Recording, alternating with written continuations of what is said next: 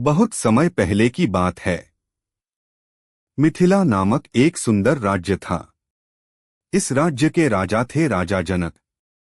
राजा जनक बहुत धर्मात्मा, न्यायप्रिय और सरल स्वभाव के थे। एक दिन उन्हें खेत में हल चलाते समय एक कन्या मिली। वह कन्या अत्यंत सुंदर और तेजस्वी थी। राजा जनक ने उस कन्या को अपनी पुत्री के रूप में अपनाया और उसका नाम रखा सीता। सीता बचपन से ही बहुत संस्कारी, दयालु और सरल थीं। वे माता पिता की आज्ञा का पालन करती थीं और सभी से प्रेम से बात करती थीं। समय के साथ वे विवाह योग्य हुईं।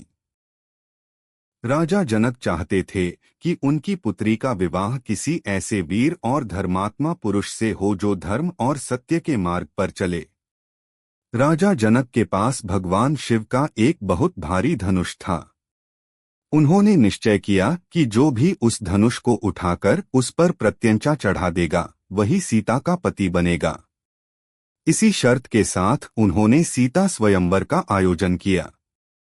दूर दूर के राजा, महाराजा और वीर योद्धा मिथिला आए। सभी ने धनुष उठाने की कोशिश की, पर कोई भी उसे हिला तक नहीं सका।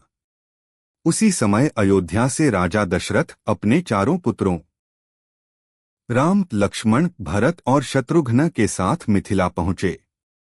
जब स्वयंवर की बारी आई तो गुरु विश्वामित्र की आज्ञा से श्रीराम आगे बढ़े। उन्होंने शांत मन और श्रद्धा के साथ शिव धनुष को उठाया। जैसे ही उन्होंने प्रत्यंचा चढ़ाई, धनुष जोर की आवाज के साथ टूट गया। पूरा मिथिला नगर आनंद से गूंज उठा। राजा जनक की आंखों में खुशी के आंसू आ गए। उन्होंने श्रीराम को गले लगाया और सीता का हाथ राम के हाथ में सौंप दिया।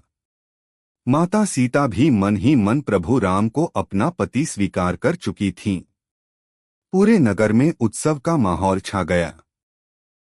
कुछ दिनों बाद बड़े ही धूमधाम से सीताराम का विवाह संपन्न हुआ। चारों भाइयों का भी विवाह एक साथ हुआ। नगर को फूलों से सजाया गया। वेद मंत्रों की गूंज और मंगल गीतों से वातावरण पवित्र हो गया। देवताओं ने आकाश से पुष्पवर्षा की। सीताराम का विवाह केवल एक विवाह नहीं था, बल्कि यह धर्म, प्रेम और मर्यादा का प्रतीक था। यह हमें सिखाता है कि सच्चा जीवन वही है जो सत्य, संयम और कर्तव्य पर आधारित हो।